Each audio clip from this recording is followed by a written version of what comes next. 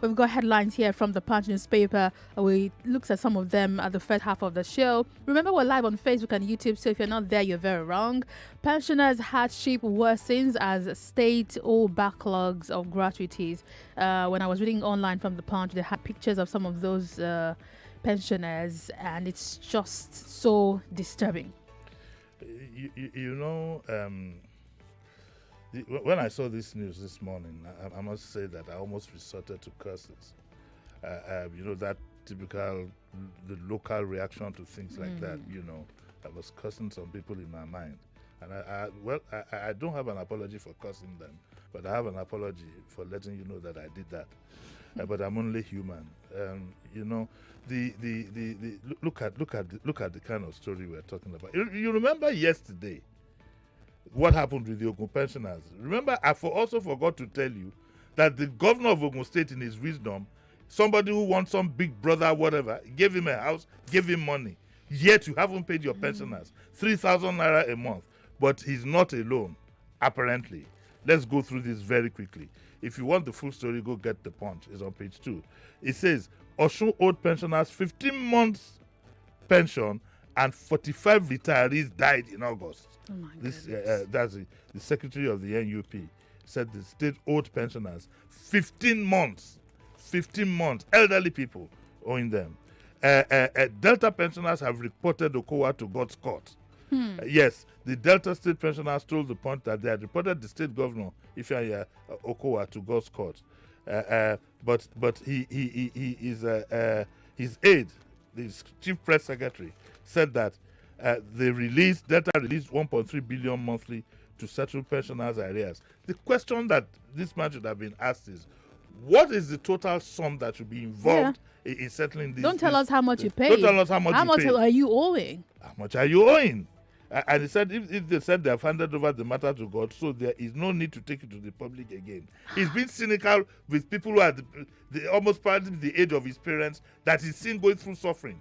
You see a public officer. This is highly insensitive. Highly insensitive. What's his name again? Olise Ifeajika. He's the chief press secretary. He said if they said they had handed over the matter to God, so there is no need to take it to the public again. Government has been paying over 1.3 billion every month to offset the arrears of pensions in the state. And this is what he now says. It is their money. It's their money they're fighting for. He says they cannot resort to blackmail. Governor Ifeanyi Okowa said it at the time the issue of pensions came up. The last administration before he came on board didn't pay anything. And therefore you don't want to find a way. It is so sad. It is very, very sad. I was with some elderly people yesterday, and I said, I don't know if God has put something, if God or some mysterious people have put something in the diet of the politicians that we have. They are almost all the same. You see a bit of cruelty and nonchalance, complete lack of sympathy for the same people that put them there, supposedly. Ekiti pensioners are owed billions and they are dying in droves, according to the NUP chairman. The chairman of NUP in Ekiti State, Joel Akinola, said that the unpaid arrears had made life terrible for the pensioners in terms of health, feeding, living in a conducive environment, coupled with the high cost of living. He says there's a high mortality rate amongst pensioners. He said the state government released 100 million to pay part of the backlog of gratuities owed some pensioners. Out of the 100 million, in a group of 20 retirees that should benefit, 11 of them are alive. 9 have gone. They passed over. Oh my goodness. In Kano, retirees are owed 27 billion gratuities, and they failed to pay benefits since 2016.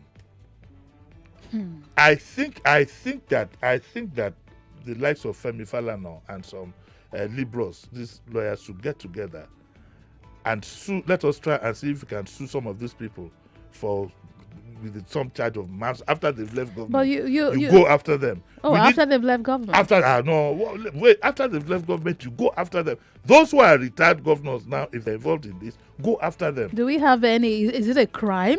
That's a problem. Some of these things are not justiciable. Because you can't if sue your them. actions, if it can be proved that your actions has led to the death of some of these people, we should be able to hold you responsible. If we have very smart lawyers, at the very least, we will embarrass them.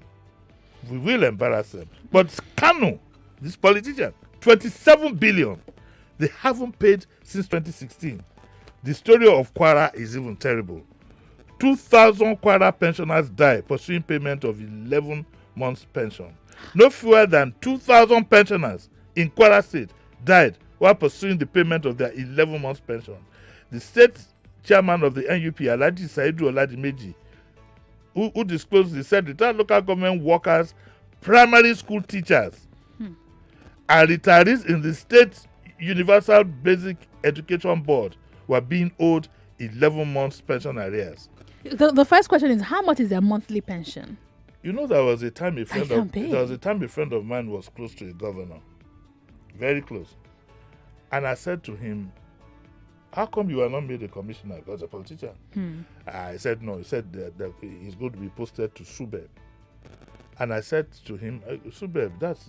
I said, he's wanting to be commissioner is another. Apparently, the educational sector is where most politicians like to be posted because there's some foreign funding involved. Yes. And then anyone that has there's foreign funding. If you see a commissioner struggling to head the environment ministry, there's something there. There's usually this grant and that grant that they're all chasing. But that's a story for another day. Oh dear. That's a story for another day. Now to Wike. This is Wike who dashes money left, right, and center. He hasn't paid gratuity since 2015.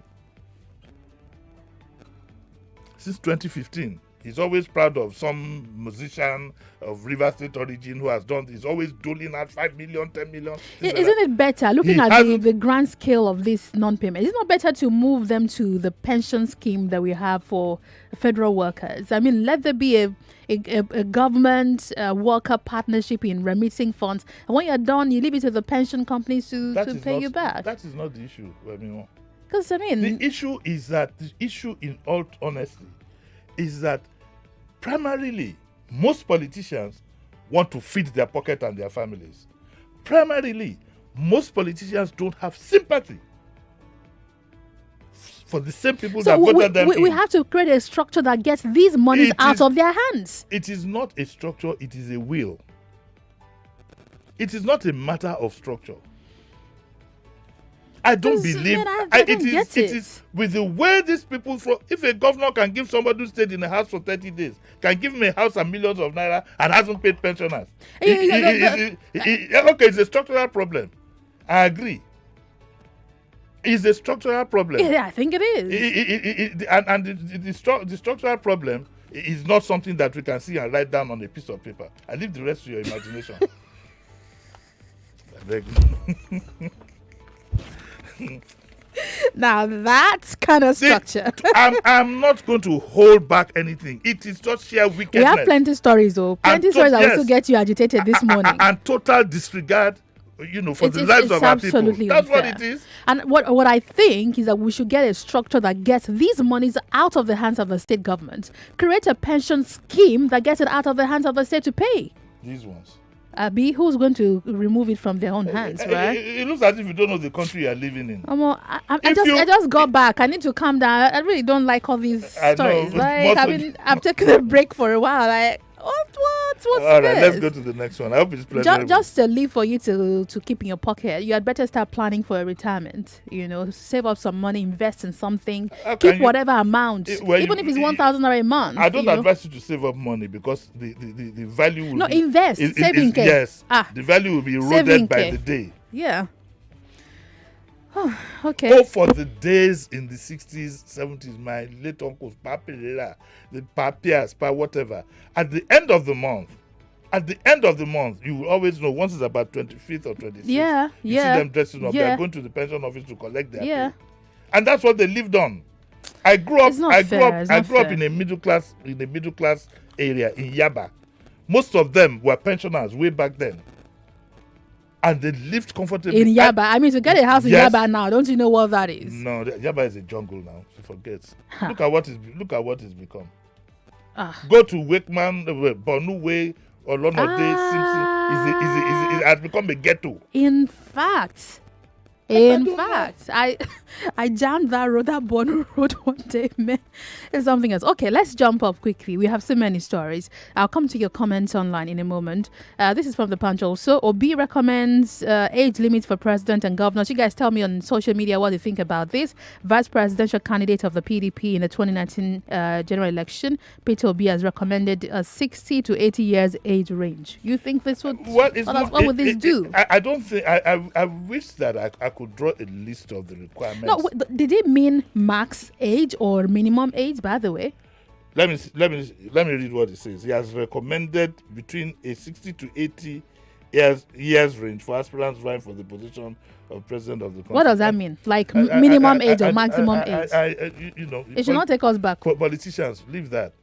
The honest to God truth is, I wish we could draw up certain criteria before we put up a candidate for voting. Part of it would include a very strong mental examination of the state of mind. I totally agree. I mean, and this is not shades. This is just the truth. To do a program every morning agitates me like this, almost having health complications. How do you think I would feel if I was the one in charge of all this? And people are dying because how would I feel? How would I feel if I was the governor of a state? And I know that the elderly people that I see on the streets have not... Where will I think they're getting their feeding from?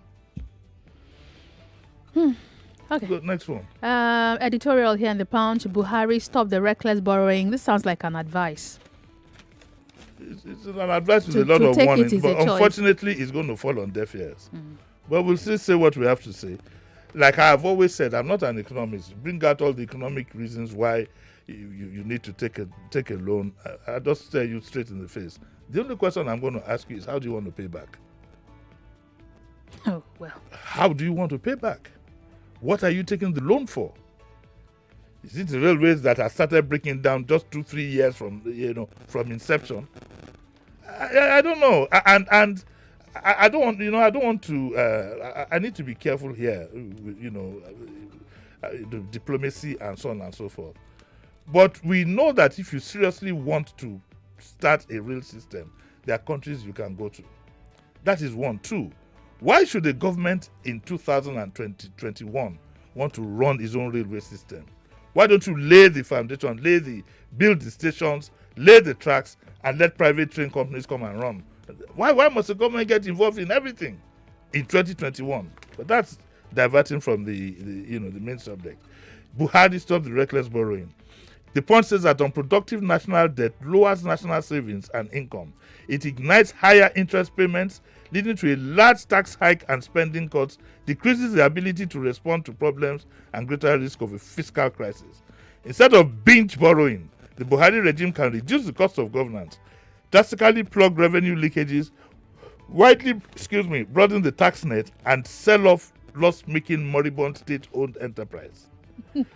Experts say a large debt encourages inflation, and if inflation is high, the debt will be serviced and ultimately paid off with cheaper naira.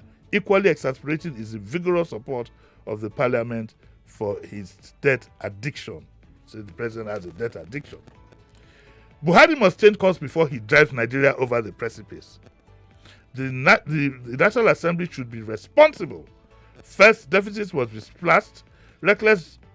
Between 2018 and 2021, the government earned 12.79 trillion, but spent 28.14 trillion, leaving a deficit of 15.5 trillion. Expenditure is too high and should be drastically reduced by shutting down regional agencies and so on and so forth. There are other paragraphs, but this one also now caught my attention. Sorry. Is there anything new here, actually? Just 1 second. They say that Buhari's fixation on borrowing for all railway projects is self-defeating.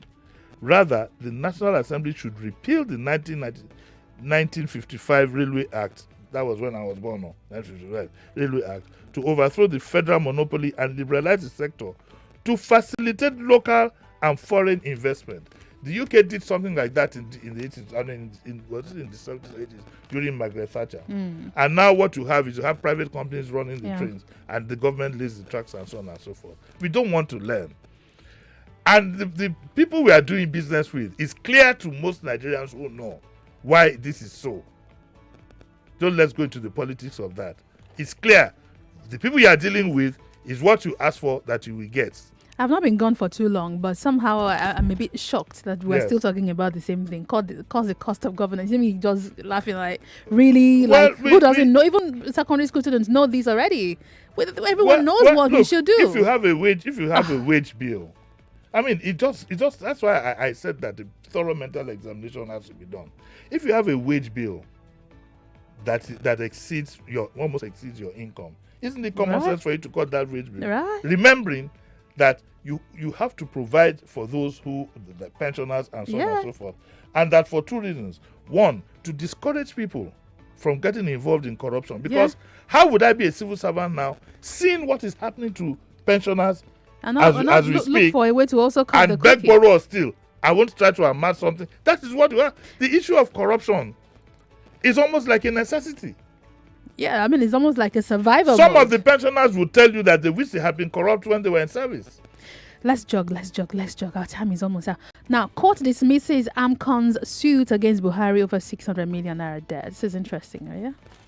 Now, I'm going to send this paper to the managing director of the Punch, Demola Oshinobi, who was my colleague when I was there. I was in the Punch, I think, 1981 or so, as an assistant editor. This is what I call mischief. You are casting a headline. Court dismisses AMCON suit against Buhari over 600 million naira debt. What is the feeling you got when you heard this? Buhari was owing money. Now. Do you know the man who is owing money? Who? According to the Punch, it is one, that's how they put it, that in order to seize houses belonging to one Senator Buhari Abdul Fatai over alleged 600 million naira debt. This is irresponsible. Oh my God! This is irresponsible journalism. But his name is Buhari now. Sensationalism. No, but if it's not even Buhari that is his surname. It's his first name. Oh, come on. And I'm going to send this also to the chairman of Punch. Come on. Yes, this is completely unexpected of the paper that is supposed to be the flagship of this thing. It's highly irresponsible. Highly irresponsible. Court dismisses AMCON suit against Buhari. A lot of people read headlines and move on. Yeah, I mean, what I saw, you see, I said this is interesting, right? Because I thought, I caught you there. Oh yeah, but Mojawa now. I said that's what I thought. But you talk but it's not him. Oh no, that's not fair. That's not right. And even what makes it funny is that one, it is the man's first name that is Buhari. Yeah, if his surname was Buhari, yeah, okay, maybe. Maybe. But secondly, you refer to him as one. That means But that was so nice to do. I got you laughing. You did. All right. Here's a story that will actually not get you most agitated today. I've been looking forward to it. Sorry in advance. Vanguard has this headline. With due respect. Yeah, with You know, when the editor was to say with due respect, sir, that he insults me. Policeman killed, scores wounded as Okada riders go on rampage. Nigerians had a lot to say to me about this earlier in the day. I heard 2 policemen were killed. They disarmed the superintendent of police, shot him, and went to the police station. That's a report of. Let me revise that. He was not shot. I think he was killed with a cutlass. Oh, but the report I read earlier said he was disarmed and he was shot. This man, I got this from government source, top government source. Said this man was supposed to retire in 6 months' time. Hey. I heard the CP was distraught yesterday, and our sympathies go to him. So the man must have been his contemporary in age. God. Okay, he was supposed to retire in 6 months, and he was killed. Like I was told yesterday, he was killed with a cutlass. But the report was shot. Now, well. Whichever. He couldn't have been killed with the. I don't think he was killed with a gun. If he was killed with a gun, it's just as bad. Where do Okada riders get? The report I read this morning was that they disarmed him and then shot him with this gun. The pictures that I have, they're gory. I dare not show them to you. You'll collapse. The man was axed on the head.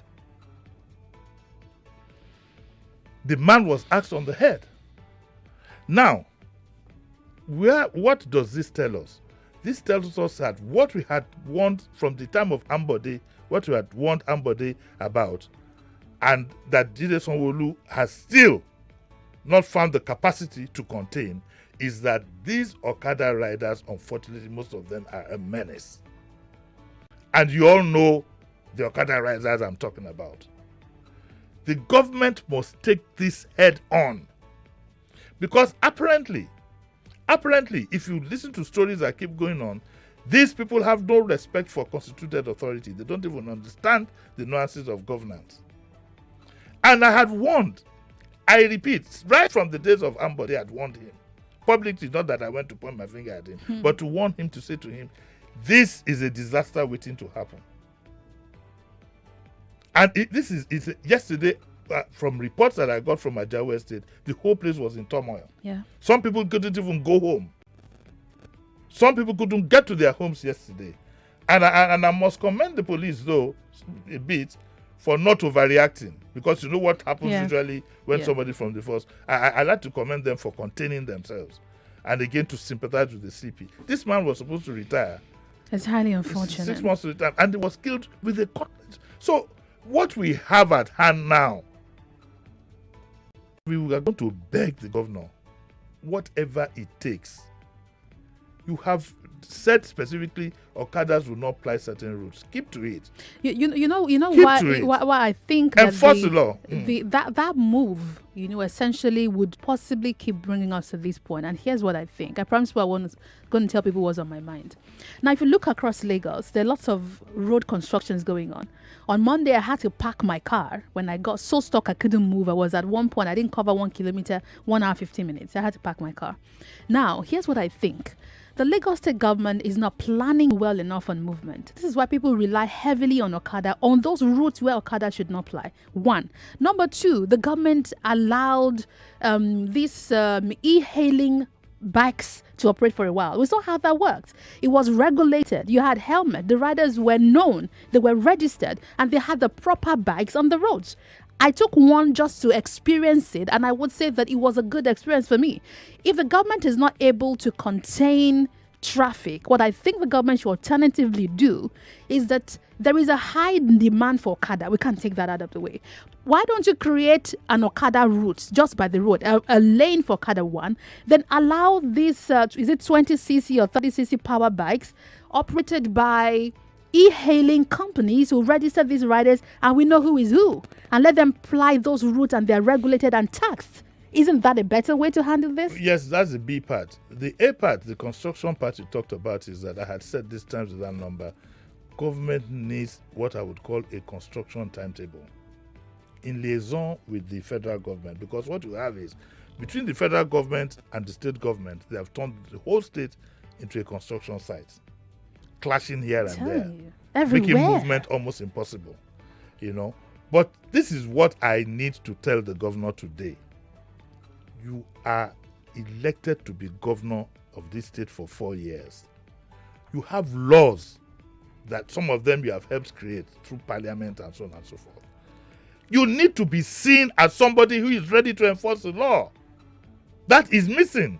People watch your body movement, they watch what you say, they watch your antecedents, and then these people have no... I agree with what you say, but you have this set of people who have no regard for constituted authority. They are there because there's a gap. The issue is beyond congestion of Okada. The issue is go and take a tip from the way Akeredolu runs Okada in Ondo State, where every Okada... I am sure half of the Okada drivers, the Okada operators that we have in this state are not known to anybody. Yeah. No one knows them. No one knows them. No one, they don't, do they have number plates? They don't have anything. They don't have anything. They just show up and they don't know where they're from. Lagos has gradually become it's become a Gbogbo state. You can do as you wish. You have the same problem with the environment. This is highly unfortunate. Our hearts go to the family of the late police officer. This is highly unfortunate. I really sympathize because highly unfortunate. I was told yesterday he was completely distraught. I can't imagine. I'm sorry about that. We need to go now. Yes. After the break, Hot Takes is coming. Let's do a review of the biggest stories in this outgoing week. Jimi, say thank you. Thank you very much. He's back at 9 on Daily Digest. Join him again.